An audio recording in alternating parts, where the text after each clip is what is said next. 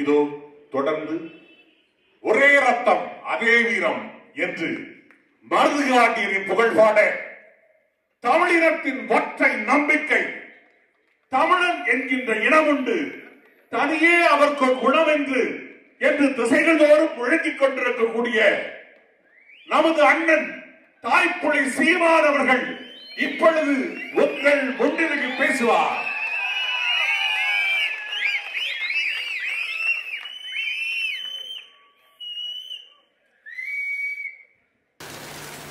நம்முடைய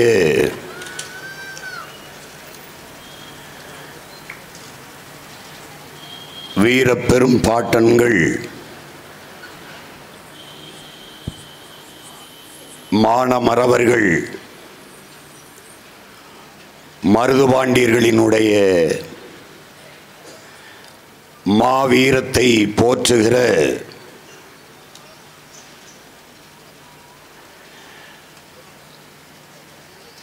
மாபெரும் பொதுக்கூட்டம் வரலாற்று சிறப்பு நிறைந்த இந்த திருவெரும்பூர் மண்ணிலே நடந்து கொண்டிருக்கிறது. உணர்வு எழுச்சியோடு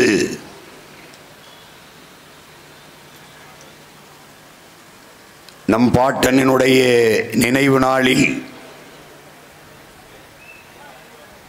மான தமிழ் மக்கள்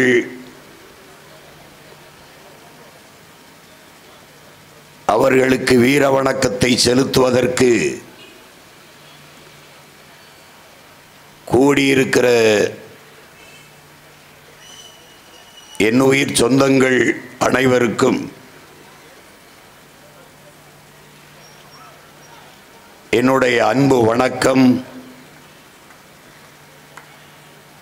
நம்முடைய வீர பெரும்பாட்டன்கள் மருதுபாண்டியர்களுக்கு என்னுடைய வீர வணக்கம்.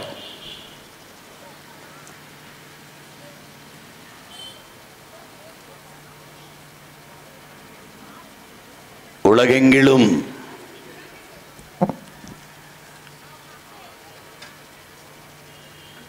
வரலாற்றின் பக்கங்களை நிறைத்திருப்பது வீரம் மட்டுமே. வரலாற்றில் எப்போதுமே வீரர்களுக்கு மட்டும்தான் இடம் உண்டு. அடிமைகளுக்கு கூட வரலாற்றில் இடம் இருந்திருக்கிறது. ஏன் ஏழைகளுக்கு கூட வரலாற்றில் இடம் இருந்திருக்கிறது. கோழைகளுக்கு ஒருபோதும் வரலாற்றில் இடம் இருந்தது இல்லை.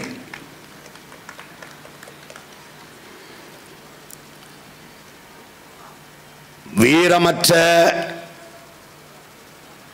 இனம், வீரர்களை பெற்றிருக்காத நிலம் உலகெங்கிலும் அடிமைப்பட்டுத்தான் வாழ்ந்தழிந்திருக்கிறது. அப்படி அடிமைப்பட்டு சிதைந்து என் இனம் என் நிலம் அழிந்து போய்விடக் கூடாது என்பதற்காக ஒரு வீர வரலாற்றை எங்கள் தாய் நிலத்தை தன் இரத்தத்தால் எழுதிய மாபெரும் வீர மறவர்கள் எங்களுடைய பாட்டனார்கள் மருதுபாண்டியர்கள். அதனால் தான் ஒரே இரத்தம் அதே வீரம் என்று அந்த வீர மறவர்களின் புகழை நாங்கள் போற்றிக் கொண்டிருக்கிறோம்.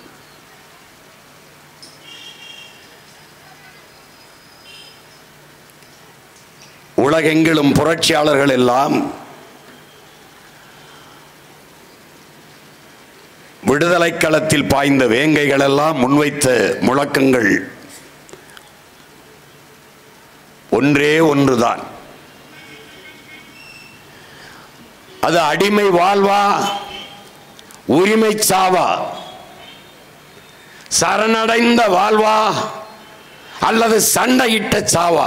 இதுதான் எல்லோரும் முன்வைத்த வீர முழக்கம். உயிரிலும் மேலானது நமது உரிமை. ஏனென்றால் உயிரை இழக்கலாம், அது தனிப்பட்ட ஒருவனுக்கான இழப்பு. உரிமையை இழப்பதென்பது அவன் பிறந்த பெருமைமிக்க இனத்திற்கான இழப்பு. அதனாலேதான் உயிரினும் மேலானது எமது உரிமை.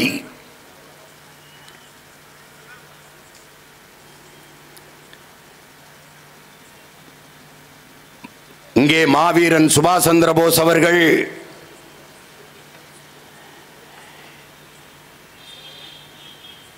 எனக்கு தெரியாத 3 எழுத்து பயம், எனக்கு தெரிந்த 3 எழுத்து வீரம் என்ற முழக்கத்தை முன்வைக்கிறார்.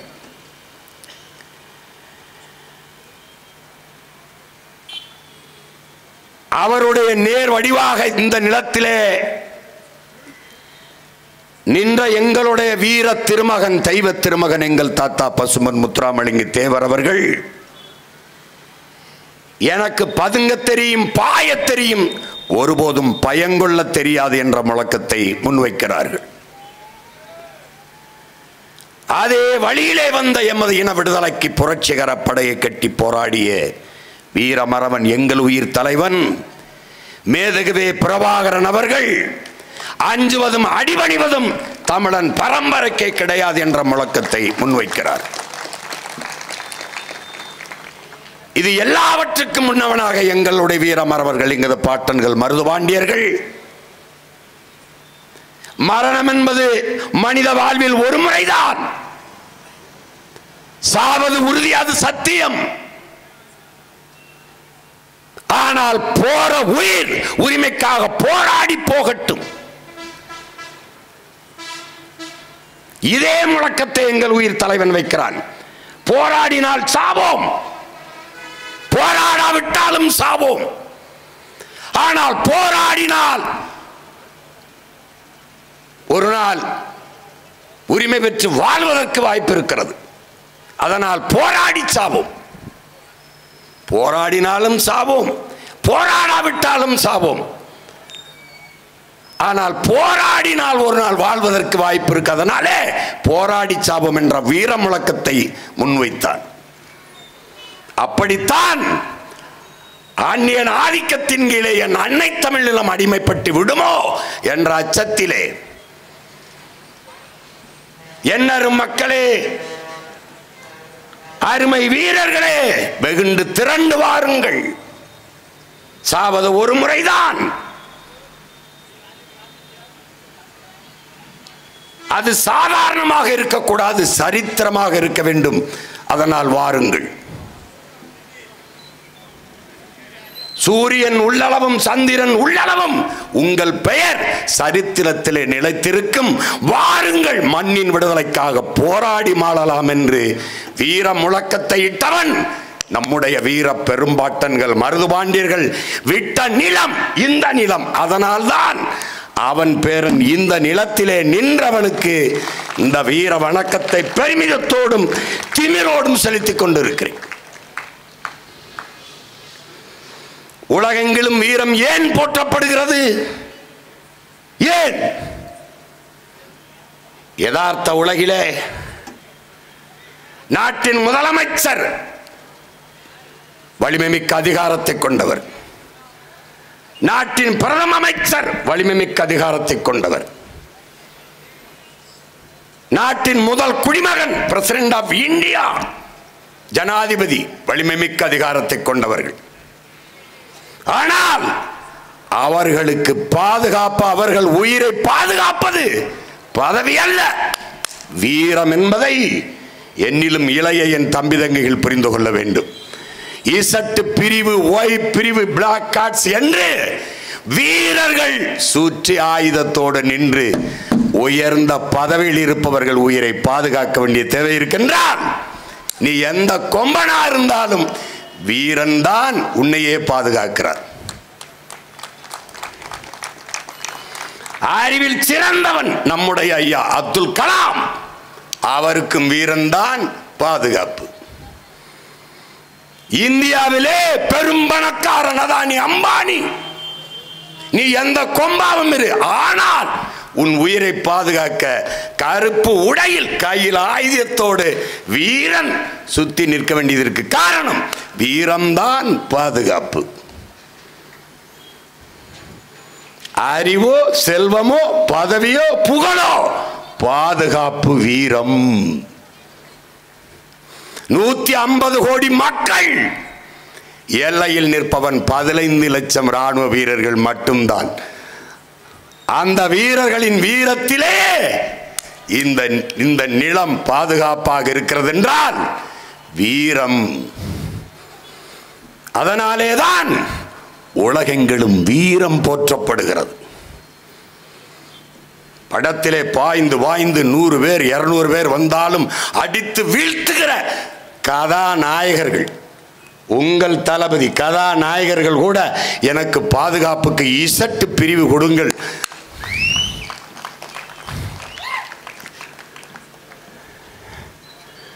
காரணம் வீரம். அதனால் தான் வீர துறவி விவேகானந்தன் சொல்கிறான், வரலாறு வீரர்களுக்கானது கோழைகளுக்கானது அல்ல என்கிறார்.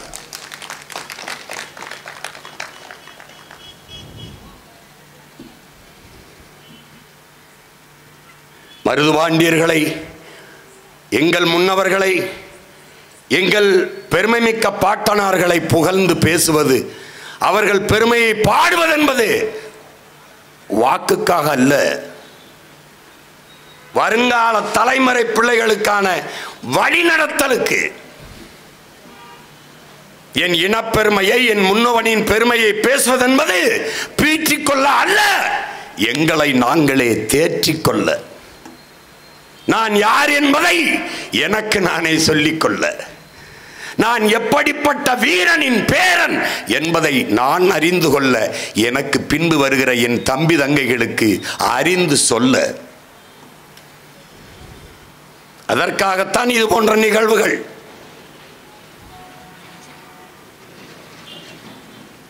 மருதுபாண்டி யார் என்றே தெரியாதவன் எனக்கு வாக்கு செலுத்தி என்னாக போகிறது? வரலாற்றில் எதை படித்தாய்? 8 நாட்கள் வெள்ளையனை எதிர்த்து சண்டை போட்டவனை வீர சிவாஜி என்று படித்தாய். 8 மாதங்கள் தொடர்ந்து வெள்ளையனை எதிர்த்து போரிட்டு மாண்ட மறவன் நம்முடைய பாட்டன் மருதுபாண்டியரை நீ படிக்கவில்லை.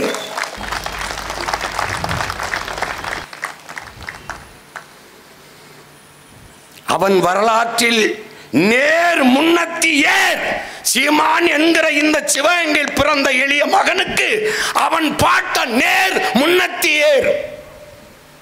எப்படி? இப்படித்தான் பிராமணர்கள், சத்திரியர்கள், வைசியர்கள், சூத்திரர்கள், முஸ்லிமான்கள் எல்லாம் பிளந்து பிரிந்து நின்றால் அடுத்தவன் அந்நியன் ஆட்சி எங்கே நிலவும்? அந்நியன் ஆட்சியிலே வாழ வேண்டிய அடிமை நிலை உருவாகும். அவன் முழக்கமிட்ட காலம் வெள்ளையன், அவன் பேரன். அதே கோரிக்கை முன்வைக்கிறேன். படையாட்சி பறையர் தேவர் தேவேந்திரர் என்று தமிழ் பேரினத்தில் பெருத்த தமிழ் சமூகங்கள் பிளந்து பிரிந்து நின்றால் அடுத்தவன் ஆட்சியின் கீழே அடிமையாக வாழ நேரிடும். அவன் முழக்க வைத்தது வெள்ளையன், நான் முழக்க வைக்கிற காலம் கொள்ளையன் காலத்தில். அதனாலே மாமன்னர்கள் மருதுபாண்டியரும் அவன் மண்ணின் பிள்ளை சீமானும் ஒரே நேர்கோட்டில் நிற்கிறோம்.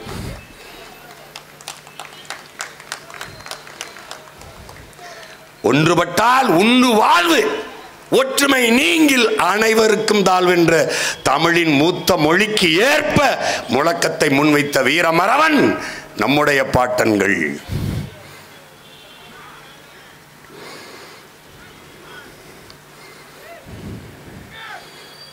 நன்று கவனிச்சுக்க. நீ உலகெங்கும் தத்துவம் என்ன உனக்கு கற்பிக்கிறது? தன்னை தாழ்த்தி கொள்ள தயாராக இல்லாதவன் தலைமை ஏற்கிற தகுதியை பெறமாட்டான். கைகட்டி வேலை செய்ய தயாராக இல்லாதவன் கை நீட்டி கட்டளையிடுகிற தகுதியை ஒருபோதும் பெறமாட்டான். ஆனால் என் பாட்டன்கள் சாதாரண குடிமக்களாக இந்த மண்ணிலே பிறந்த இரண்டு மகன்களும் நம்முடைய பாட்டன் முத்துவடுகநாத தேவரனுடைய படையிலே தளபதிகளாக தங்களை இணைத்து மன்னனின் கட்டளைக்கு கீழ்ப்படிந்து கடமை செய்தவர்கள். மன்னன் இறந்த பிறகு அருமை பெருமை மக்களே, என்னிலும் இளைய என் உயிர் தம்பி தங்கைகளே, இந்த வரலாற்றை நீங்கள் நன்றாக உள்வாங்கிக் கொள்ள வேண்டும். நம்முடைய பாட்டனார் முத்துவடுகநாத தேவர் இறந்து விட்ட பிறகு நம்முடைய வீரப்பெரும்பாட்டியார் வேலுநாச்சியார் அரசியாகிறார், ராணியாகிறார்.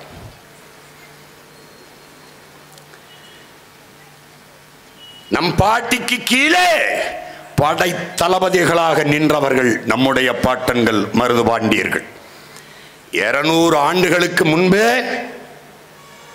நன்கு சிந்தித்து பாருங்கள், ஒரு விதவை பெண் கைம்பெண்ணின் தலைமையின் கீழே வீர மறவர்கள் நாம் தளபதியாக நின்று சண்டை செய்வதா என்று எனது பாட்டன்கள் எண்ணவில்லை.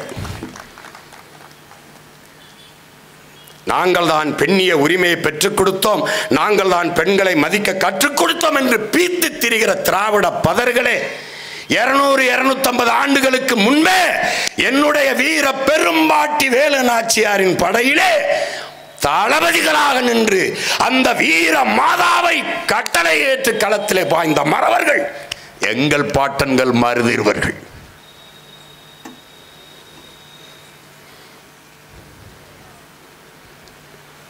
வீரத்தில் பெண் என்ன ஆண் என்ன போற்றினார்கள்.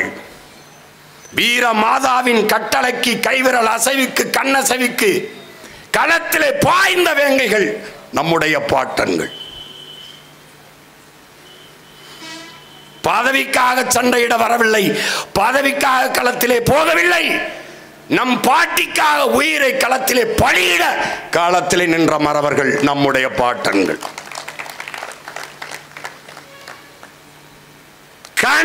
கனவிலும் நினைத்து பார்த்திருக்க மாட்டார்கள் என் உடன் பிறந்தார்களே. ஒரு நாள் நம் வீர பெரும்பாட்டியார் இந்த தளபதி இருவரை சிவகங்கை மண்ணினுடைய மன்னர்களாக முடிசூட்டுவாள் என்று கனவிலும் நினைத்து பார்த்திருக்க மாட்டார்கள்.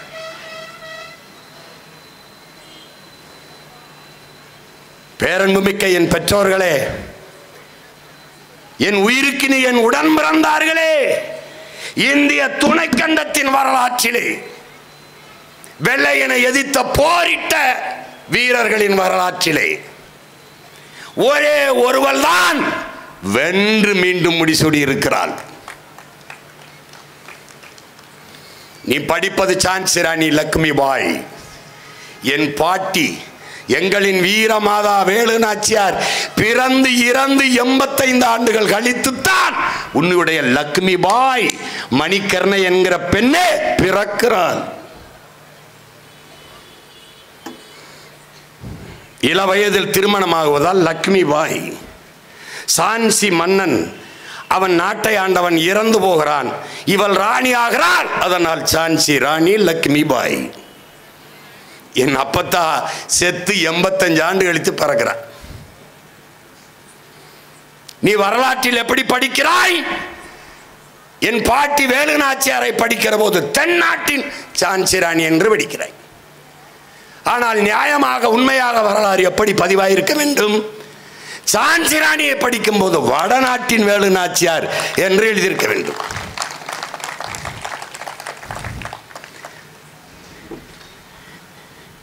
என் பாட்டி தன் தாய் மண்ணை மீட்க போரிட்டால் சான்சி ராணி வளர்ப்பு மகளை முடிசூட உரிமை இல்லை என்பதற்காக போரிட்டாள். எப்படி இருக்கு? நீ வரலாற்றில் புறக்கணிக்கப்பட்டாய், நிராகரிக்கப்பட்டாய், மறக்கடிக்கப்பட்டாய். வரலாற்றில் தெளிவு பெறாத எந்த இனமும் எழுச்சியுற முடியாது. வரலாற்றை மறந்துவிட்ட இனம் சுடுகாட்டில் இறந்து கிடக்கிற பிணம் என்கிறான் ஹோசிமின். வரலாற்றை படிக்காதவன் ஒருபோதும் வரலாற்றை படைக்க முடியாது என்கிறார் அறிவாசான் அண்ணல் அம்பேத்கர்.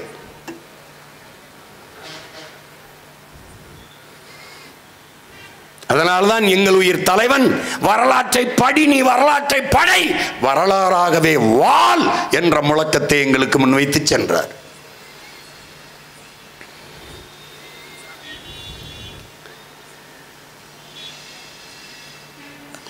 அப்ப எங்களுடைய வரலாறு என்ன? புறக்கணிக்கப்படுகிறது. அப்போது அண்ணல் அம்பேத்கர் என்ன சொல்கிறார் நமக்கு?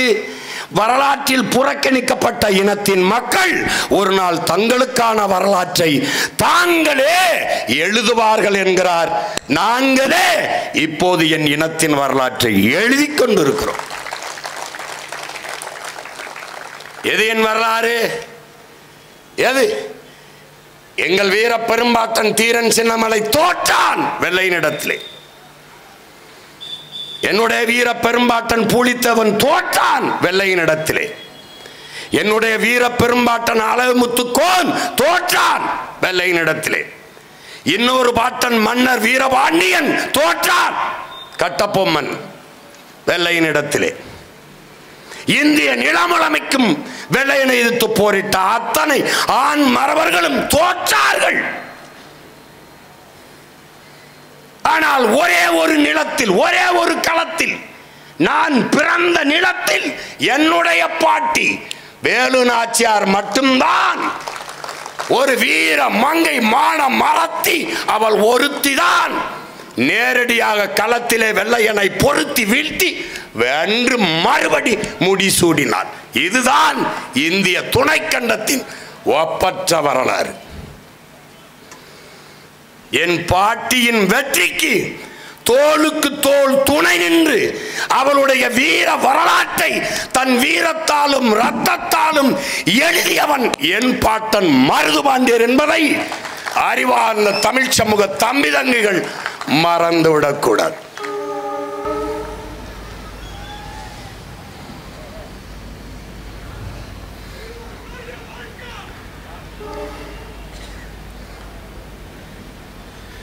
அவன் எப்படிப்பட்ட ஆட்சியை செய்திருப்பான்? மக்களால் ஒருவன் எவ்வளவு தூரம் நேசிக்கப்படுகிறான் என்பதை அதற்கு சான்றாக இருக்க முடியும். என் உடன் பிறந்தார்களே, குடிதளி கோலோச்சு மாநில மன்னன் அடிதொலி நிற்கும் உலகு என்று வள்ளுவ பெரும்பாட்டனார் தந்திருக்கிறார். ஒரு மக்களின், ஒரு நாட்டின் குடிகளின் ஒரு பெற்ற தாய் தன் பிள்ளைக்கு எப்படி குறிப்பறிந்து உணவூட்டுவாளோ, இந்த நேரம் என் பிள்ளைக்கு பசிக்கும் என்று பாலூட்டி, இந்த நேரம் என் பிள்ளைக்கு உறக்கம் வேணும் என்று தொட்டிலிட்டு தாளாட்டி எப்படி பேணி பாதுகாத்து வளர்ப்பாளோ, அப்படி தன்னுடைய குடிகளுக்கு தேவை அறிந்து குறிப்பறிந்து சேவை செய்கிற ஒரு அமைச்சு, ஒரு மன்னன் இருப்பானே, ஆனால் அவனை உலகம் போற்றி தொழும் என்று சொல்கிறார். நெல்லும் உயிரன்று நீரும் உயிரென்று மன்னர் உயிர்த்தே மலர்தலை உலகம் என்று பாடுகிறது சங்க இலக்கியம். நெல்லுதான் உயிர், நீர்தான் உயிர், ஆனால் அது ரெண்டும் விட சிறப்பு சிறந்த மன்னனின் ஆட்சி அமைவதுங்கிறார். மன்னன் உயிர்த்தே மலர்தலை உலகம் என்பது. அப்படிப்பட்ட மன்னனாக என் மன்னன் என் பாட்டன் மருதிருவர்கள் இருந்தார்கள். சான்று ஊருக்குள்ளே நகர்வளம், சிற்றூருக்குள்ளே மாறு வேடத்திலே என் பாட்டன் மருதிருவர் இருவரும் மாறு வேடத்திலே காளையாறு கோயிலுக்கு தேர் கட்டுவதற்கு என் பேரன்பு மிக்க பெற்றோர்கள் என் உடன் பிறந்தார்களே மரங்களை தேர்வு செய்து வெட்டி வருகிறார்கள். அப்படி இரண்டு அழகான வளர்ந்த மரங்களை, இந்த மரங்களை காளையாறு கோயில் தேருக்கு வெட்டுவது என்று முடிவு செய்து இந்த மரங்களை வெட்டுங்கள் என்று மன்னர்கள், மாறுவேடத்தின் மன்னர்கள் உத்தரவு பிறப்பிக்கிறார். இந்த மரங்களை காவலர்கள் வெட்டப்போகிற போது, ஏவலாளிகள் வெட்டப்போகிற போது, இரண்டு உயிர்கள் அப்பனும் மகளும் பாய்ந்து குறுக்கே வந்து தடுக்கிறார்கள். வெட்டாதீர்கள், மரத்தை வெட்டாதீர்கள், எங்களை வேண்டுமானாலும் வெட்டி கொள்ளுங்கள், இந்த மரத்தை மட்டும் வெட்டாதீர்கள், விட்டு விடுங்கள் என்கிறார்கள். மன்னர்களுக்கு கோபம் வருகிறது. பெரியவர் கேட்கிறார், வெள்ளை மருது, ஏன் இதை தடுக்கிறீர்கள்? என்னானது உங்களுக்கு? காளையார் கோயிலுக்கு தேர் கட்டுவதற்கு நாங்கள் இந்த மரங்களை வெட்டப் போகிறோம், தடுக்காதீர்கள், வழிவிடுங்கள் என்று சொல்லுகிறார். நிற்பவர்கள் மன்னர்கள் என்ற அந்த குடிகளுக்கு தெரியாது, அப்பாவுக்கும் மகளுக்கும் தெரியாது.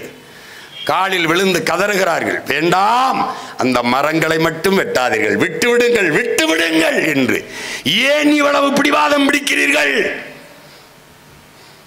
ஐயா, அது மரங்கள் அல்ல, எங்கள் மன்னர்கள், பெரிய மருது சின்ன மருது எங்கள் தெய்வங்கள் என்று பெரிய மருது சின்ன மருது என்று 2 மருத மரத்திற்கும் பெயர் வைத்து அந்த தந்தையும் மகனும் உயிராக நேசித்து வளர்த்த மரம்.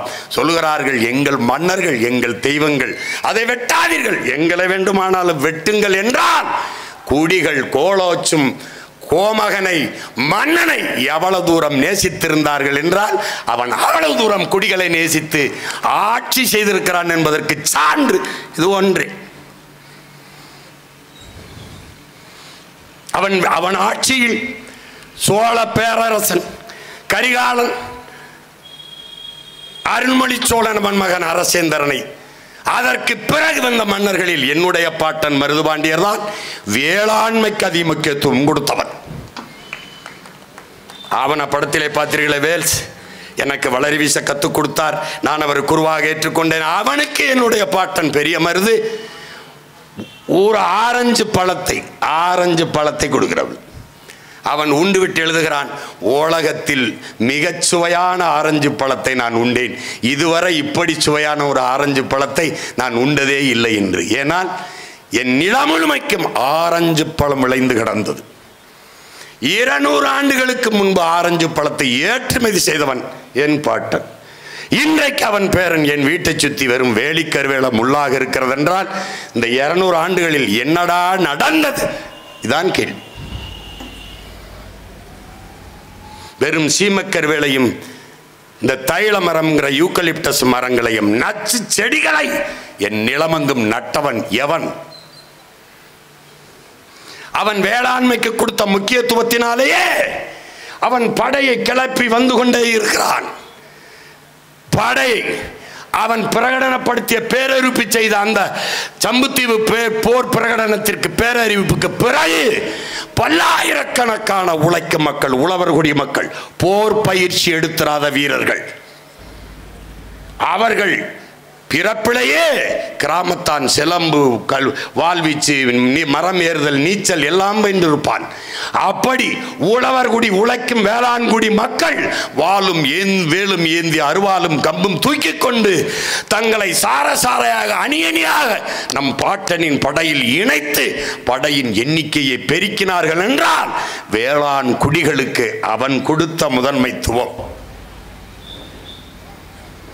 தலைகீழாக மாறி இருக்கிறது. இன்று அருமை உடன் பிறந்தார்களே, உழைக்கும் மக்கள் ரத்தத்தை வேர்வையாக சிந்தி உழைத்த அறுவடை செய்து உலக உயிர்களின் உயிர் தேவை, மானுட உயிர் தேவை, அடிப்படை தேவையான உணவுப் பொருள் நெல், அதை விளைய வைத்து கொடுத்தால் கொள்முதல் செய்து சேமிப்பு கிடங்கில் வைத்து பாதுகாக்க வக்கற்ற இந்த திராவிட திருடர்களின் அரசு தெருவிலே போட்டு முளைக்க வைக்கிறது என்றால்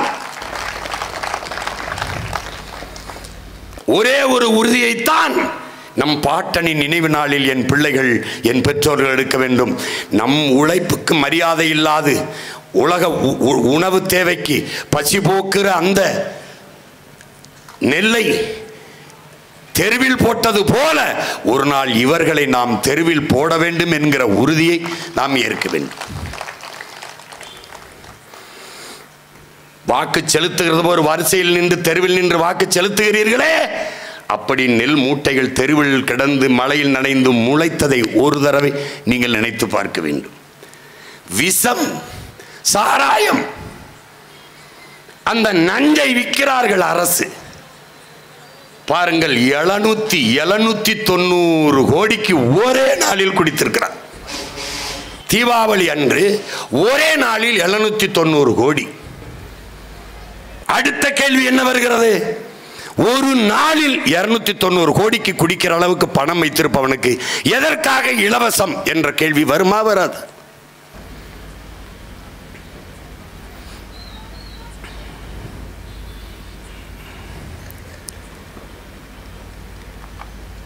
எப்படிப்பட்டவர்கள்?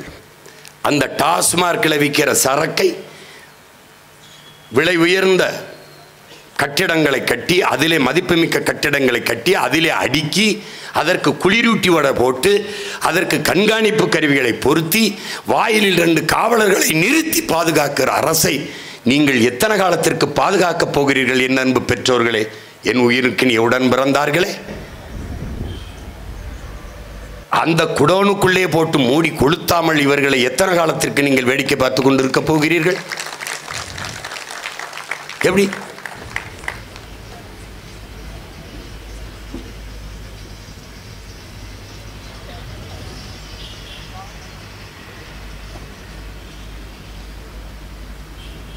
பரம்பரை வீரத்தை போற்றுவதால் வீரமிக்க, எழுச்சிமிக்க, போர்க்குணமிக்க ஒரு தலைமுறை உருவாகும். தமிழன் அடிமையானதற்கு பெருங்காரணமே போர்க்குணமற்றது. தன்னிடத்தில் இருப்பதை விட பிறரிடத்தில் இருப்பது உயர்ந்தது என்ற இழிவான சிந்தனை. சகித்துக் கொள்ள முடியாத அளவு கிடந்த திரைக்கவர்ச்சி, தன்னின பகை.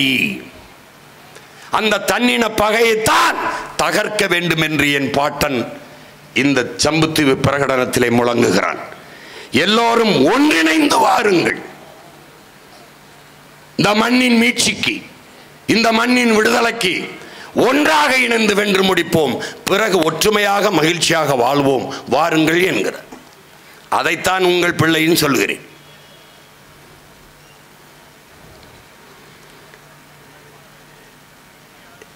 நமது பாட்டனுக்கு இருக்கிற மரியாதை என்ன?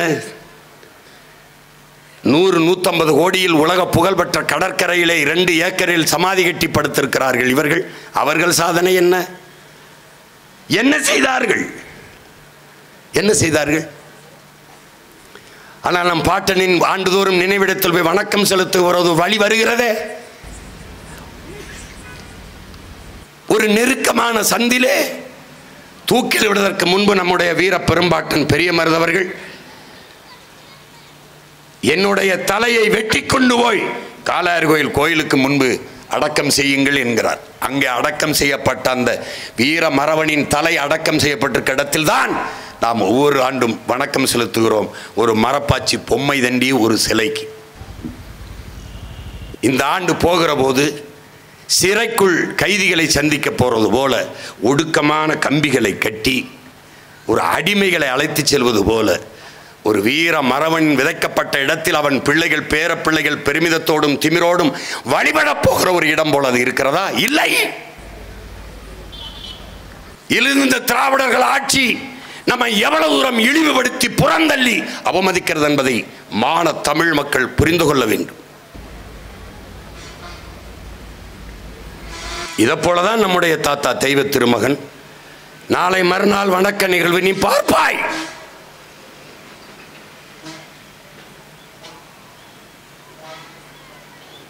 இந்த மண்ணின் மக்கள் பெரிதும் போற்றி வழிபடுகிற ஒரு தெய்வம் அங்கே உறங்கிக் கொண்டிருக்கிறது.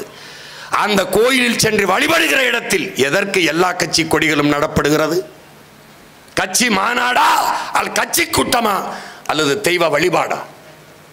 மான தமிழ் மக்களே, இந்த கேள்வி உங்களுக்கு எழுமானால் நீங்கள் என்னுடன் பிறந்தவர்கள், ஒரே ரத்தம் அதே வீரம்.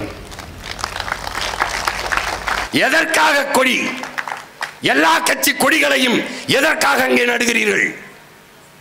ஆத்திலே அழகரங்கிற பெருவிழாவில் நீங்கள் உங்கள் கட்சி கொடிகளை நடுவீர்களா? திருச்செந்தூரில் நடக்கிற அந்த முருகனுடைய திருவிழாவிற்கு நீங்கள் உங்கள் கட்சி கொடிகளை நடுவீர்களா? எதற்காக என் தாத்தனின் கோயிலே போய் நீங்கள் அவர் வழிபாட்டு தலத்திலே உங்கள் கட்சி கொடிகளை நடுகிறீர்கள்? உங்கள் கட்சி கூட்டமா, உங்கள் கட்சிகளின் மாநாடா? எதற்காக? எதற்காக? எவ்வளவு தூரம் அவமதிக்கிறார்கள் என்பதை அறிவார்ந்த தமிழ் சமூக பிள்ளைகள் சிந்திச்சு பார்க்கணும். முன்பு எப்போதும் இல்லாத வழக்கம். இரு பக்கமும் வாழை தாரோடு வாழை மரத்தை வெட்டி வெட்டி 10-20 ஏக்கர் நிலங்களில் இருந்து வெட்டி வெட்டி வந்து நட்டு வைக்கிறார்கள். கரும்பை, விலை உயர்ந்த உணவு பண்டத்தை, கரும்பை அடுக்கடுக்காக அப்படியே நட்டு வைக்கிறார்கள். யாரை வரவேற்க? யாரை வரவேற்க? இந்த அற்ப திருட்டு திராவிட பதர்களை வரவேற்க இந்த வாழையும் கரும்பும் நிற்கிறதா? நீ இந்த மண்ணின் உழவர் குடிக்கு கொடுக்கிற மதிப்பு இதுதானா? வேளாண்மையை, வேளாண் குடிமக்களை போற்றுவது இதுதானா? உன் உழைப்பை எப்படி வீதியிலே போடுகிறேன் பார் என்று காட்ட நினைக்கிறாயா, விரும்புகிறாயா? இந்த முறையும் பார், கடந்த முறை காணொலியில் பார், எல்லா கட்சி கொடிகளும் கீழே வாழை மரம், கீழே கரும்பு. வழிபட்டு திரும்புகிற போது என் மக்கள் அந்த வாழை தாரை பிப்பதும் கரும்புகளை அத்துக்கொண்டு போவதும் அவமானமாக இருக்கிறது. பார்க்க தன்மானமிக்க தமிழ் பிள்ளைகளின் நெஞ்சு பதறுகிறது.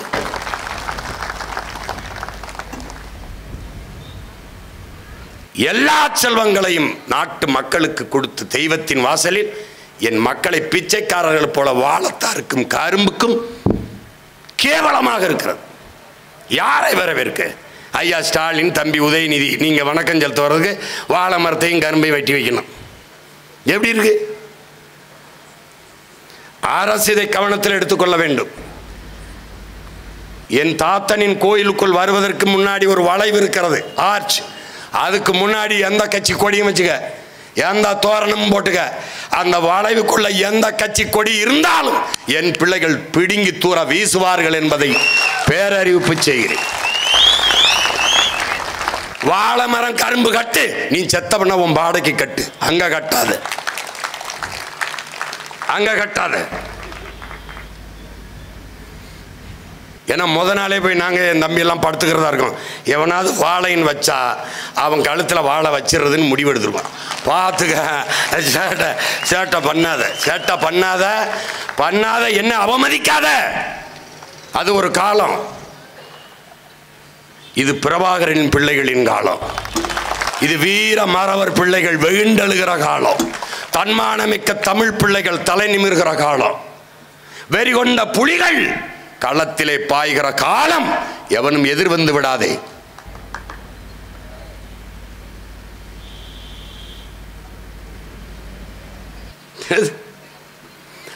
நம் பாட்டனும் பாட்டியும் நமது முன்னவர்கள், இங்கே வணக்கம் செலுத்திய நமது முன்னவர்கள், வீர பெரும்பாட்டன் தீரன், செவத்தையா தம்பி முத்துக்கருப்பத்தேவர், ஊமத்துறை, கேரள வர்மா, பழசி ராஜா, அந்த தூந்தா ஜிவாக், அங்கே நம்முடைய வீர பெரும்பாட்டன் விருப்பாச்சி கோபால் நாயக்கர், அங்கே மயிலப்பன் சேர்வை, இவர்களெல்லாம் போரிட்ட காலம் இன்னும் அப்படியே இருக்கிறது.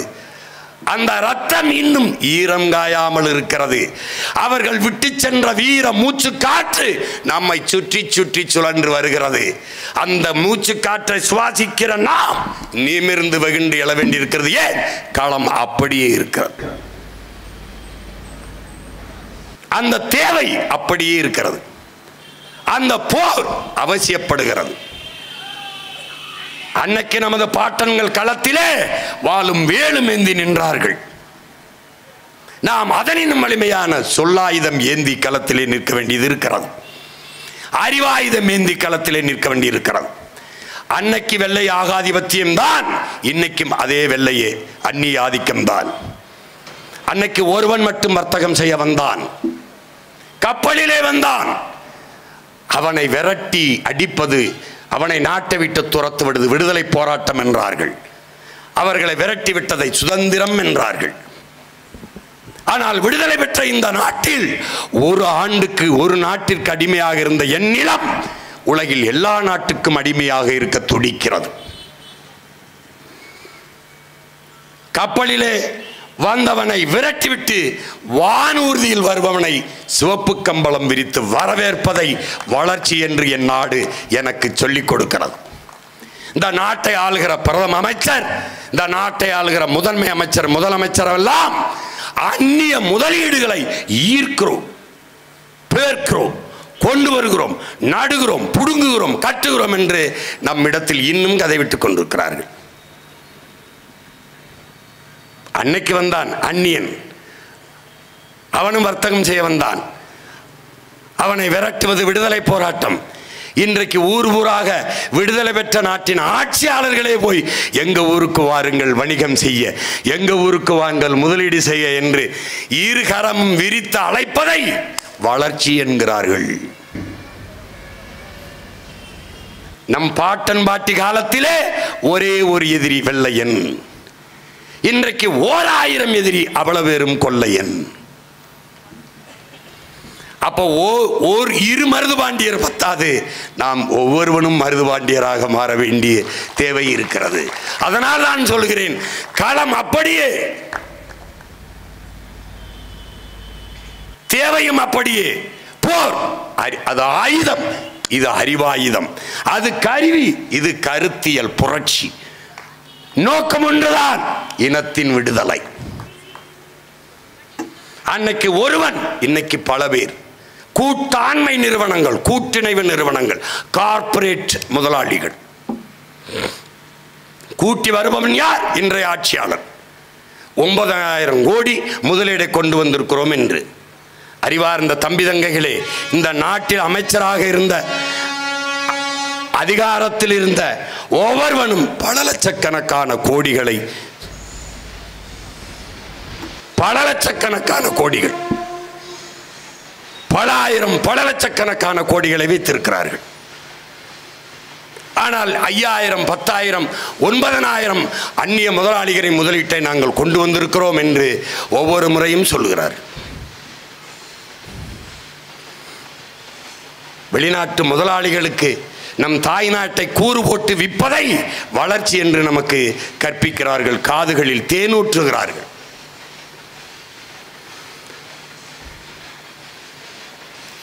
அதை இளைய தலைமுறை தமிழ் பிள்ளைகள் உணர்ந்து தெளிந்து எழ வேண்டும் என்பதுதான் இந்த வீர பெரும்பாட்டனின் வணக்கத்தை போற்றுகிற நாளிலே நீங்கள் அறிய வேண்டிய செய்தி. இன்னும் அந்த போர் தொடர்கிறது. முன்னிலும் அவசியம் இந்த போருக்கு இருக்கிறது.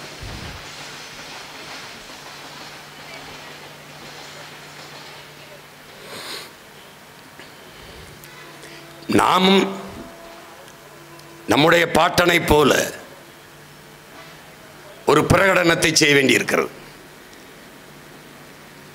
இங்கே பார்க்கிறீர்கள், அண்மை காலமாக யார் யாரோ தளபதி தளபதி தளபதி என்று போட்டுக்கொள்வதை பார்க்கிறீர்கள். ஐயா ஸ்டாலின் ஒரு தளபதி, எந்த படைக்கு தெரியாது. என் தம்பி ஒரு தளபதி, அவர் எந்த படைக்கு தெரியாது. தளபதி பயந்து கதவு வீட்டுக்குள்ளே படுத்து கிடக்கிற தளபதி உலகத்திலே கிடையாது. என் அன்னையினத்தின் விடுதலைக்காக 6 படை, வான்படை, கடற்படை, கரும்புலிப்படை, காவல் படை, காலாட்படை, இப்படி 6 படைகளை கட்டி போராடிய புரட்சியாளன் எங்கள் உயிர் தலைவன் பிரபாகரன் கூட தளபதி என்று போட்டுக்கொண்டதில்லை. தளபதி என்றால் யார்? யார்? என் அன்னை மடியில் அழையலான் தலை வைத்து படுப்பதா? என் அன்னை தமிழினத்தில் அந்நியன் ஆதிக்கம் வருவதா என்று வேல் வேல் வெற்றி வேல் என்று போர் போர் என்று தினவெடுத்து தோள்கள் திரிந்த மறவர்கள் பிறந்த மண்ணிலே என் பாட்டன்கள் மருதிருவர்கள் எங்களின் வீர மாதா வீர பெரும்பாட்டி வேலு நாச்சியாரின் படையின் கீழே நின்று போரிட்டு நிலத்தை வென்றது. அந்த வரலாற்றில் என் பாட்டன்கள் தளபதி. தளபதி என்றால் அவர்கள் தளபதி. இன்னொரு வீர பெரும்பாட்டன் தீரன் சின்னமலைக்கு, பொல்லான், கருப்பன் சேர்வை, குணாளன் நாடார், இந்த 3 மாணவர்களும் வீரப்பாட்டன் தீரனுக்கு தோளுக்கு துணை நின்றார்கள் களத்திலே. அவர்கள் தளபதி. பாட்டன் கட்டபொம்மனுக்கு 2 தன்மானமிக்க தமிழ் தளபதிகள். ஒரு பாட்டன் வெள்ளையத்தேவன், இன்னொரு பாட்டன் சுந்தரலிங்க குடும்பனார். 2 பேரும் களத்திலே. தளபதி என்றால் எப்படி தளபதி? மன்னர் கட்டபொம்மர் வா சுந்தரலிங்கம் தலைமறைவாய் போயிருந்து போராடலாம், அரண்மனை விட்டு வெளியேறுவோம் என்று சொல்லுகிற போது நீங்கள் செல்லுங்கள், நான் வரவில்லை, வெள்ளையன் எண்ணெயை தாண்டித்தான் இந்த கோட்டையை தொட முடியும். எண்ணெயை தாண்டித்தான் இந்த கோட்டையை அவன் தொட முடியும், தொட வேண்டும் என்று ஒற்றை மகனாக கோட்டை வாசலில் நின்று 8 நாட்கள் வெள்ளைய ராணுவத்தை எதிர்த்து போரிட்டவன் நம்முடைய பாட்டன் சுந்தரலிங்க குடும்பனார். அவன் தளபதி, அவனுக்கு பேரு தளபதி. இன்னொரு வீர பெரும்பாட்டன், உன் துப்பாக்கி தோட்டாக்கள் என் ஆட்டு புழுக்கைக்கு சமம் என்று வீர முழக்கமிட்ட அழகுமுத்துக்கோன் நம்முடைய பாட்டன். அவனுடைய படையிலே முத்தழகுக்கோன், முத்து இருளக்கோன், மயிலப்பக்கோன் என்று 6 படைத்தளபதிகள் என்றார்கள். அவன் தளபதி.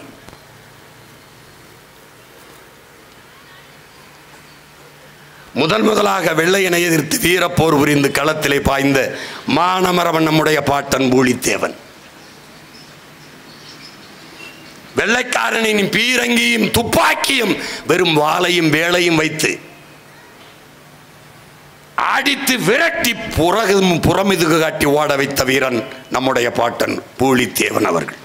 அவனுடைய படையிலே வன்னி காலடியும் ஒண்டி வீரன் என்கிற பகடை நம் பாட்டன்கள் இருவரும் தளபதி. அவர்களுக்கு பேர் தளபதி. உளவாக்க செல்கிறார் ஒண்டி வீரன். அந்த எதிரி நாட்டு வீரர்கள் வெளியில் வருகிறார்கள், தன்னை கண்டுகொள்வாரோ என்று என்ன செய்கிறார்? ஒரு வைக்கோலுக்குள்ள போய் பதுங்கிக் கொள்கிறார். அந்த நேரம் அவன் வந்து குதிரையை கட்ட வந்தவன் என்ன செய்கிறான்? அந்த வைக்கோலுக்கு பக்கத்திலேயே ஒரு முளைக்குச்சி அடிக்கிறான். இவர் மறைஞ்சு படுத்திருந்த இடத்திலே அவர் கை மேலேயே அந்த முளைக்குச்சியை அடிக்கிறார். அவரால் கத்தவும் முடியவில்லை, ஒன்றும் செய்யவில்லை. கத்தினால் கண்டுபிடித்து விடுவான், கழுத்தறுத்து விடுவான், வந்த வேலை கெட்டு போகும். அந்த வலியை பொறுத்து கொண்டு இருக்கிறான். யாருக்காக? என் பாட்டன் பூலித்தேவனுக்காக. அவன் போய்விட்டான், கையை எடுக்க முடியவில்லை, வாளை எடுத்தான், கையை மணிக்கொட்டோட வெட்டிவிட்டு மொட்டை கையோட போகிறான். இருட்டில போக வெளிச்சம் தெரியவில்லை. இந்த கையிலே துணியை சொத்தி அந்த துணியிலே எரிபொருளை கொட்டி தீப்பந்தம் போல ஏந்தி கொண்டு ஒற்றை கையிலே குதிரை ஓட்டிக்கொண்டு நம் பாட்டன் பூலித்தேவனுக்கு முன்பு போய் நிற்கிறான். அவன் வாழ்க்கையிலே அவனை பெற்ற தாய் தந்தை இறந்தது கூட அப்படி அளவில்லை. பூலித்தேவன், ஒண்டி வீரா உன் கையை இழந்து விட்டேனே என்று கதறி கதறி அழுகிறான். அவன் தளபதி, அவன் தளபதி. ஆற்காடு நவாப்பின் படையிலே இருந்தவன். பாட்டன் பூலித்தேவனை போரிட்டு தோற்கடிக்க வேண்டும் என்று வந்த தளபதிகள், இஸ்லாமிய தளபதிகள். முகமது மியான்சைன் என்கிறவரும் அந்த நபிகான் கட்டாக் என்கிற 2 தளபதிகளும் ஆற்காடு நவாப்பின் தளபதிகள். உலக வரலாற்றில் இது போன்ற ஏதாவது நடந்திருக்கா பாருங்க. முகமது மியாசன் என்பவரும் இந்த நபிகான் கட்டாக் என்பவரும் எந்த ஒரு மன்னனை யாரை போரிட்டு தோற்கடிக்க வந்தார்களோ போர்க்களத்தில் அவன் வீரத்தை பார்த்து உடனடியாக பூலித்தேவனின் வீரத்தை பாராட்டி அவன் படையிலே தளபதிகளாக தங்களை இணைத்துக் கொண்டவர்கள் இந்த இஸ்லாமிய பெருவீரர்கள். இவர்களுக்கு பேர் என்ன? தளபதி. இப்ப இவர்களுக்கெல்லாம் என்ன பேர்? நம்ம தலைவிதி.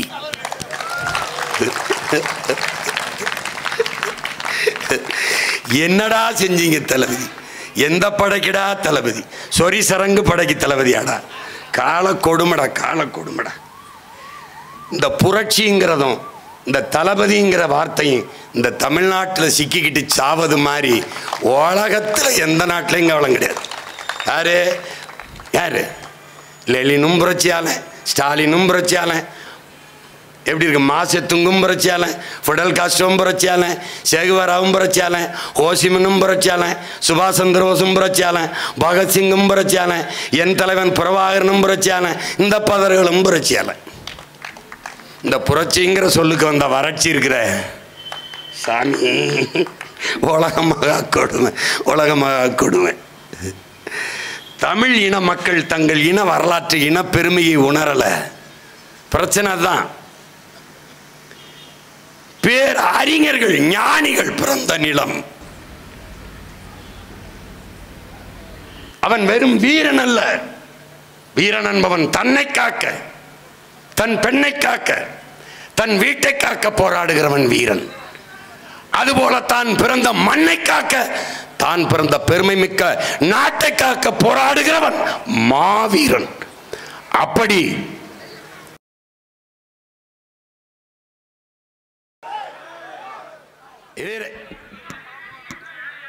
அமைதியா இருங்க.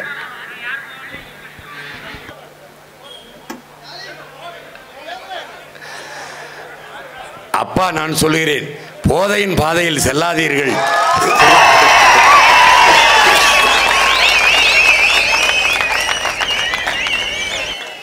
போதையின் பாதையில் செல்லாதீர்கள். அவரு வேற கூட்டத்துக்கு போறதுக்கு வழி தவறி நம்ம கூட்டத்துக்கு வந்துட்டாப்ல.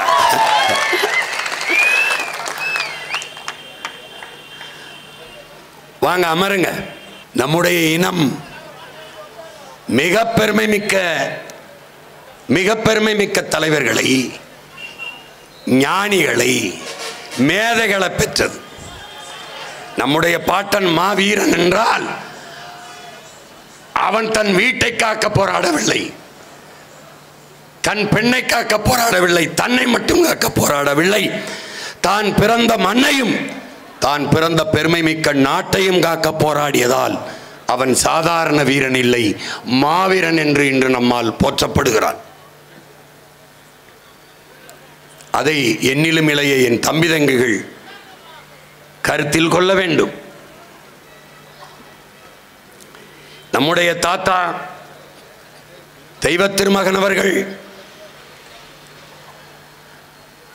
முத்துராமலிங்க தேவர் அவர்கள், ஐயா ராமசாமி அவர்கள் கடவுள் இருக்கிறது கடவுள் இருக்கிறது என்று தேவர் சொல்லுகிறாரே, கடவுள் எங்கிருக்கிறார் என்று காட்டுவாரா என்று கேட்ட கேள்விக்கு அறிவார்ந்த தமிழ் சமூக தம்பி தங்கைகளே,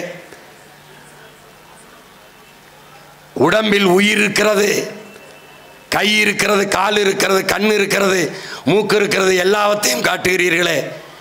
உங்களுடைய அறிவியல் தொழில்நுட்பம் ஸ்கேன் எடுத்து எல்லாவற்றையும் காட்டுகிறதே. உள்ளே நுரையீரல், உள்ளே இதயம், இதை மூளை இங்கே இருக்க எல்லாத்தையும் காட்டுகிறதே. உடலில் உயிர் எங்கே இருக்கிறது என்று காட்ட முடியுமா என்று திருப்பி பதில் கேட்கிறார். அந்த உயிர்தான், காட்ட முடியாத உயிர்தான் கடவுள். எல்லாவற்றையும் பார்க்கிற கண், எல்லாவற்றையும் பார்க்கிறது கண். அந்த கண்ணை உன்னால் பார்க்க முடியுமா? கையை பார்க்கிறது, காலை பார்க்கிறது, விண்ணை பார்க்கிறது, மண்ணை பார்க்கிறது உன்னுடைய கண். ஆனால் அந்த கண்ணை உன்னால் பார்க்க முடியுமா என்று கேட்கிறார். அந்த கண்ணை உன்னால் பார்க்க முடியும். எப்போது? ஒரு கண்ணாடிக்கு முன்னாடி நின்றால் பார்க்க முடியும். உன் கண்ணையும் காட்டுகிற அந்த கண்ணாடி தான் கடவுள் என்று தர்க்கத்தை முன்வைக்கிறார். அதனால்தான் வாதிடும் திறமையில், வாதிடும் திறத்தையால், வாதிடும் திறத்தால் வரலாற்றில் ஒருவன் அண்ணான் என்று நம்முடைய தாத்தா கவியரசு கண்ணதாசன் அவர்கள் நம்முடைய தாத்தாவை புகழ்கிறார்கள். அறிவார்ந்த தமிழ் சமூக தம்பி, நம்முடைய வீர பாட்டன், இந்த விடுதலைக்காக செக்கிழுத்த செம்மல் கப்பலோட்டிய தமிழன் வாவு சிதம்பரனார் அவர்கள் சொத்துக்களை எல்லாம் வித்து வித்து வித்து இந்த நாட்டின் விடுதலைக்காக செலவு செய்து கொண்டு வந்தார். அதே காலத்தில் நம்முடைய ஐயா ராமசாமி அவர்கள் சொத்துக்களை எல்லாம் சேர்த்து சேர்த்து கொண்டே வந்தார். இவரை எவ்வளவு தூரம் போற்றுகிறார்கள், நம்முடைய பாட்டன் வாவு சிதம்பரனாரை எவ்வளவு தூரம் இந்த சமூகம் போற்றுகிறது என்பதை நீங்கள் பாருங்கள்.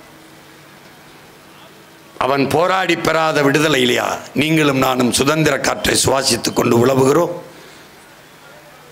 இது சுதந்திரமா இல்லையா என்பது வேறு. நம்முடைய தாத்தா தெய்வ திருமகன் அவர்கள் நாம் பெற்றிருக்கிற சுதந்திரம் என்பது நிறத்தில் தான் தங்கம், தரத்தில் இல்லை என்று சொல்கிறார்கள். அறிவார்ந்த தமிழ் சமூக பிள்ளைகளே, பதவி என்பது மக்களுக்கு, பதவி என்பது மக்களுக்கு சேவை செய்கிற ஒன்று என்று கருதுகவனிடத்திலே அதிகாரம் இல்லை என்றால் அந்த நாட்டு மக்களின் நலன் என்பது வெறும் கனவுதான் என்கிறார் நம்முடைய தாத்தா தெய்வ திருமகன் அவர்கள். அது வெறும் கனவுதான் என்பதற்கு சான்று இந்த ஆட்சி. இந்த ஆட்சி அவர் சொல்லுகிறார் பாருங்கள், இந்த ஜம்புத்தீவு பேரறிவிப்பிலே, போர் பேரறிவிப்பிலே பிரகடனத்திலே அவன் கொடுக்கிற இந்த பதக்கம், இந்த பட்டயத்திற்கு நீங்கள் நிற்பீர்களே ஆனால் என்று பேசுகிறார் பாருங்க. இவர்கள் கொடுக்கிற 1000 500க்கு, இந்த அரிசி பருப்புக்கு, இந்த பொங்கல் இனாம் சலுகை இலவசங்களுக்கு நீங்கள் கை நீட்டி நிற்பதென்பது என் பாட்டன் சொன்னது போலதான். நாம் உணவை உண்ணவில்லை, உணவை உண்டு கழிக்கிற கழிவை உண்பதற்கு சமம் என்கிறார். அதைத்தான் என்னிலும் இளைய என் தம்பிதங்கைகள் உணர்ந்து தன்மானமிக்க தமிழ் பிள்ளைகளாக நிமிர்ந்து எழ வேண்டும். இல்லை என்றால் அன்னைக்கு வெள்ளையனிடத்திலே சிக்கிக்கொண்ட நாம் 60-70 ஆண்டுகளாக இன்றைக்கு இந்த கொள்ளைய திராவிடர்களிடத்தில் சிக்கிக்கொண்டு தவிக்கிறோம். உணர்வை இழந்ததால் உரிமை இழந்து, உடைமைகளை இழந்து அன்னை நிலத்திலே அடிமைப்பட்டு கிடக்கிறோம் என்பதை அறிவார்ந்த தமிழ் சமூக தம்பிதங்கைகள் உணர்ந்து தெளிய வேண்டும். இன்றைக்கு நம்முடைய பாட்டனார் மாவீரர்கள் மருது பாண்டியர்கள் எந்த நிலத்திலே போர் பேரறிப்பை, போர் பிரகடனத்தை, இந்த ஜம்புத்தீவு பிரகடனத்தை இந்த நிலத்திலே செய்தார்களோ அதே நிலத்திலே அவன் பேரன் சீமான் இந்த நிலத்திலே ஒரு பிரகடனத்தை செய்கிறேன். பிப்ரவரி 7ஆம் தேதி இதே நிலத்தில் நம் பாட்டன் நின்று உலாவிய நிலத்தில், அவன் கால்பட்ட களத்தில், அவன் மூச்சு காற்று சுற்றி சுழல்கிற இந்த நிலத்தில் மாபெரும் மாநாடு, மாற்றத்தை விரும்பும் மக்களின் மாநாட்டை நடத்துகிறோம். இது நம் இனத்தின் திருவிழா. எல்லோரும் கூடுவோம், குடும்பம் குடும்பமாய் கூடுவோம், கொடிய அரசியலை மூடுவோம். இது கொள்கை மறவர்களின் கூட்டம். கொள்ளையர்கள் எடுக்க வேண்டும் ஓட்டம் என்கிற முழக்கத்தை முன்வைத்து கூடுவோம். ஒருவர் 10ஆக இல்லை, 100ஆக கூடுவோம். அறிவார்ந்த தமிழ் சமூக தம்பிதங்கைகளே, பேரெழுச்சியாக திரள்வோம், திரள்வோம், திரள்வோம். தீந்தமிழ் இனத்தீரே பகை மிரள திரள்வோம். திருச்சியிலே இந்த திராவிட அரசியலை தீயிட்டு கொளுத்த, தீய ஆட்சி முறை ஒழிய தூய ஆட்சி முறை மலர, கேடுகட்ட பணநாயகம் ஒழிய மாண்புமிக்க ஜனநாயகம் மலர, தன்மானமிக்க தமிழ் மக்கள் திருச்சியிலே திரண்டு கூடுவோம். உங்களுக்கு ஒரு அறிவிப்பு தான். உங்கள் பிள்ளை, உங்கள் உடன் பிறந்தவன். எங்களுக்கு எல்லாமே பெரியார் என்பவர்கள் வேறு பக்கம். என்னுடைய வீர பெரும்பாட்டன் எவனுக்கு எவன் உடம்பிலே ஆங்கிலேய இரத்த கலப்பு இல்லையோ அவன் என்னோட வா என்ற பெருமுழக்கத்தை முன்வைத்தார். எவனுக்கு ஐரோப்பிய ரத்தம் ஓடவில்லையோ அவன் என்னோடு வா என்றார். அதை போலவே உங்கள் பிள்ளை சொல்லுகிறேன், இங்கே எல்லாமே எங்களுக்கு பெரியார். அந்த பக்கம் நில். என் இனத்தில் முன்னவர்கள் ஒவ்வொருவரும் எங்களுக்கு பெரியார் என்பவன் என்னோடு வா. ஊழல் லஞ்சம் அந்த பக்கம் போ, உண்மை நேர்மை இந்த பக்கம் வா. நாங்கள் திராவிடர்கள் அந்த பக்கம் நில். இல்லை, நாங்கள் தன்மானமிக்க தமிழ் பேரினத்தின் மக்கள் என் பக்கம் வா, என் பக்கம் வா. நன்றாக விளங்கிக்கொள். மும்மொழி கொள்கை இந்தியன் அந்த பக்கனில், இருமொழி கொள்கை திராவிடன் அந்த பக்கமில், எனக்கு கொள்கை மொழி தமிழ் என் பக்கம் வா. இலவசம் அந்த பக்கம் போ. இலவசம் பெற வேண்டிய ஏழ்மை வறுமை நிலையில் இல்லாது என் மக்களின் வாழ்க்கை தரத்தை உயர்த்துவோம் என்று எண்ணுபவன் என் பக்கம் வா. இந்த எண்ணம் ஓடுகிற தூய தமிழ் தாயின் மாரிலே பால் குடித்த நல்ல தமிழ் குருதி ஓடுகிற ஒவ்வொருவனும் தன்மானமிக்க தம்பி தங்கைகள் எல்லோரும் வீர பெரும்பாட்டன் மருதுபாண்டியரின் பேரன்பின் திரண்டுவா. அவன் வாழேந்தி வேளந்தினான். உன் பிள்ளை உன் உடன் பிறந்தவன். அதைவிட வலிமையான சொல்லேந்தி களத்திலே நிற்கிறேன். அவன் கருவி, நான் கருத்தியல் புரட்சி. அவன் ஆயுதம், நாம் அறிவாயுதம். என் முன்னவர்கள் ஏந்தி ஆயுதத்தை என் பாட்டன் மருதுபாண்டி, என் பாட்டனார் அழகுமுத்துக்கோன், என் பாட்டனார் சுந்தரலிங்கனார், என் பாட்டன் தீரன் சின்னமலை, எங்கள் முன்னவர்கள் ஏந்தி ஆயுதத்தை வீழ்த்த எதிர்களிடத்தில் ஆயுதம் இருந்தது. இந்த நிலத்திலே எங்கள் முன்னவன் தமிழரசன் எடுத்த ஆயுதத்தை வீழ்த்த இவர்களுக்கு ஆயுதம் இருந்தது.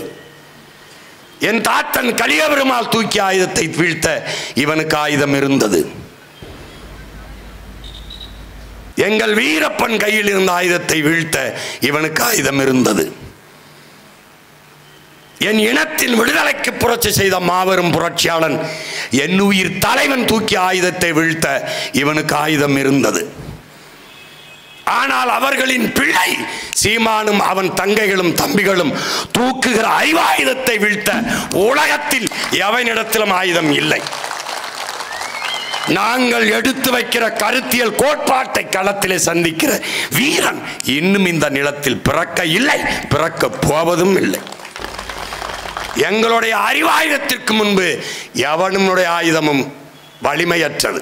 நாங்கள் வைக்கிற கருத்தியலுக்கு எதிர்கருத்தை தர்க்கத்தில் வைத்து வெல்ல ஒருவனும் இல்லை. அதனால் களமும் எங்களிது, காலமும் எங்களிது.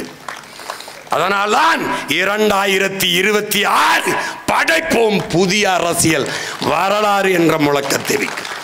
புரட்சி என்பது ஒரு தலைகீழ் மாற்றம். மாற்றம் என்பது மானுட தத்துவம். மாறாது என்ற சொல்லை தவிர மற்ற அனைத்தும் மாறிவிடும். நாங்கள் மாறுவோம், மாற்றுவோம். மாற்றம் என்பது சொல் அல்ல, செயல். அதனால்தான் இது மாற்றத்தை விரும்பும் மக்களின் மாநாடு என்று பிப்ரவரி 7ஆம் தேதி திருச்சியிலே நாங்கள் கூடுகிறோம். அந்த கூட்டத்திலே 234 வேட்பாளர்களையும் வீரமிக்க உண்மையும் நேர்மையான வலிமை மிக்க வீர விதைகளை இந்த களத்திலே பிரபாகரன் மகன் விதைக்கிறார். 117 பெண்கள், 117 ஆண்கள். அதிலே 100க்கும் மேற்பட்ட பிள்ளைகள், இளைய பிள்ளைகள், 25 வயதிலிருந்து 30 வயதுக்கு உட்பட்ட இளைய பிள்ளைகள். எங்களுக்கும் பின்னே இந்த இனமான போர்ப்படையை எழுச்சி வலிமை மிக்க படையாக வழிநடத்தக்கூடிய இளைய பிள்ளைகளிடத்திலே இந்த படை, இளையோர் கூட்டம் தலைமை ஏற்கும் படையே புரட்சி படை. அப்படிப்பட்ட படை நாங்கள் அறிவிக்க இருக்கிறோம். ஒடுக்கப்பட்ட நிராகரிக்கப்பட்ட தமிழ் சமூகங்களுக்கு களத்திலே வாய்ப்பு. ஒவ்வொருவரும் நன்கு கற்று அறிந்த அரசியல் ஞானிகள் போல களத்திலே நிற்பார்கள். அப்படி வீரியமிக்க விதைகளை இந்த களத்திலே விதைக்கிறோம். அறிவார்ந்த தமிழ் சமூக மக்கள், உங்கள் பிள்ளைகள் உங்களுக்காக இவர்கள் சொல்லுகிறார்கள். திமுக சொல்லுகிறது பிஜேபியை வரவிடக்கூடாது, வளரவிடக்கூடாது, எல்லோரும் எங்கள் பின்னாடி வாருங்கள், எல்லோரும் வாருங்கள் என்கிறார்கள். அதிமுக சொல்கிறது திமுக ஆட்சியை ஒழிக்க வேண்டும், அப்புறப்படுத்த வேண்டும், எங்களோடு வாருங்கள் என்கிறார்கள். உங்கள் பிள்ளைகள் நாங்கள் சொல்லுகிறோம் இவர்கள் எல்லோரையும் ஒழிக்க வேண்டும், நாங்கள் உங்களோடு வருகிறோம், எங்களோடு வாருங்கள். அவர்கள் சொல்லுகிறார்கள் நாமெல்லாம் ஒன்னா நிற்போம் பிஜேபி வீழ்த்த, நாமெல்லாம் ஒன்னா நிற்போம் திமுக வீழ்த்த. நான் சொல்லுகிறேன் நாங்கள்லாம் ஒன்னா நிற்கிறோம் உங்க எல்லாரையும் வீழ்த்த.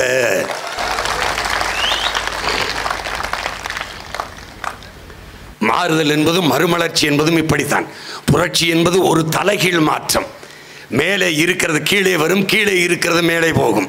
புரட்சி என்பது ஒரு கரும்பாறையை ஒரு சிறிய கடப்பாறை கொண்டு புரட்டி போடுகிற முயற்சிக்கு பெயர் தான் புரட்சி. அதைத்தான் உங்கள் மகன் இந்த இடத்திலே செய்து கொண்டிருக்கிறேன். ஒரு பாறை இல்லை, 2 பாறை. அழுக்கு பாறை, ஊழல், லஞ்சம், இரத்த கரை, கொடிய பாறையாக இருக்கிற கரும்பாறைகள் திமுக, அதிமுக, பிஜேபி, காங்கிரஸ் என்கிற இந்த பாறைகளை ஒரே புரட்டாக புரட்டி உருட்டுகிற வேலையை உங்கள் பிள்ளைகள் செய்து கொண்டிருக்கிறோம். எங்களுக்கு வலிமை தர வேண்டிய பொறுப்பும் கடமையும் எங்களை பெற்றவர்களுக்கு, எங்கள் உடன் பிறந்தவர்களுக்கு இருக்கிறது. அதனால் உங்கள் மதிப்புமிக்க வாக்கை விவசாயி சின்னத்திலே வாக்கு செலுத்தி எங்களை வெற்றி பெற செய்ய வேண்டும். எப்படி வீரத்தோடு முழக்கமிட்டு வாலேந்தி நம்முடைய வீர பெரும்பாட்டன் நிற்கிறானோ அப்படி அவன் பேரன் அதே அவசியத்தோடு கையை உயர்த்தி களத்திலே நிற்கிறேன். அது அது ஆயுதம், இது அறிவாயுதம். இரண்டுக்கும் நோக்கம் ஒன்றுதான், என் இனத்தின் விடுதலை, என் மண்ணின் மக்களின் பாதுகாப்பு. எனவே அறிவார்ந்த தமிழ் சமூக சொந்தங்கள், நம்முடைய வீரமிக்க மானமிக்க நமது மறவர்கள், நம்முடைய வீர பெரும்பாட்டன்களுக்கு நம்முடைய வீர வணக்கத்தை செலுத்துகிற இந்த பெருமைமிக்க நிகழ்விலே, இந்த திருச்சி மண்ணிலே 26 தேர்தலிலே போட்டியிட இருக்கிற வேட்பாளர்களில் சிலரை நான் அறிவிக்கிறேன். இதிலே திருவெரும்பூர் தொகுதியிலே என் உயிர் தம்பி ஜல்லிக்கட்டு ராஜேஷ் அவர்கள் போட்டியிடுகிறார்கள்.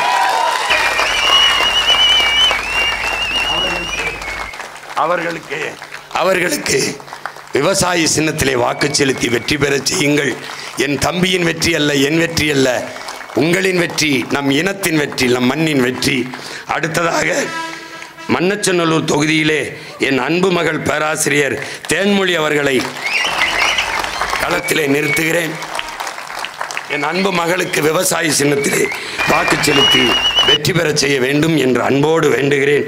இதில் லால்குடி தொகுதியிலே என் அன்பு இளவல் வழக்குரைஞர் மதன் அவர்களை வேட்பாளராக களத்திலே நிறுத்துகிறேன். இவர்களை வெற்றி பெற செய்து வீரமிக்க மறவர்கள், நம்முடைய பாட்டனார்களுக்கு இந்த வீர வணக்கம் செலுத்துகிற நாளில் நீங்கள் உறுதியேற்றுக் கொள்ள வேண்டும். எந்த போருக்கு பேரழைப்பு கொடுத்தானோ நம்முடைய பாட்டன், அதே போர் இன்னும் தேவைப்படுகிறது. அந்த களம் அப்படியே மிச்சம் இருக்கிறது. அவன் பேரன் இன்று உங்களுக்கு பேரழைப்பு கொடுக்கிறேன். வாருங்கள், எல்லோரும் ஒன்றிணைந்து இந்த தீய திராவிட ஆட்சியாளர்களை வீழ்த்துவோம். புரட்சி எப்போதும் வெல்லும். நாளை நமது வெற்றி அதை சொல்லும். நம் இலக்கு ஒன்றுதான், இனத்தின் விடுதலை. இனம் ஒன்றாவோம், இலக்கை வென்றாவோம்.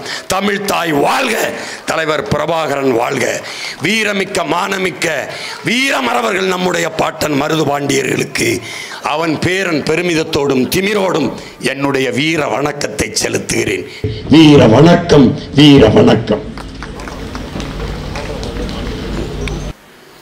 இந்த அன்பு செல்வத்திற்கு நம்முடைய பாட்டன்களில் நினைவை போற்றுகிற நாளில் வீர மருது என்ற பெயரை, வீர மருது பாண்டியர் என்ற பெயரை சூட்டுகிறேன். நன்றி, வணக்கம். நாம் தமிழர்.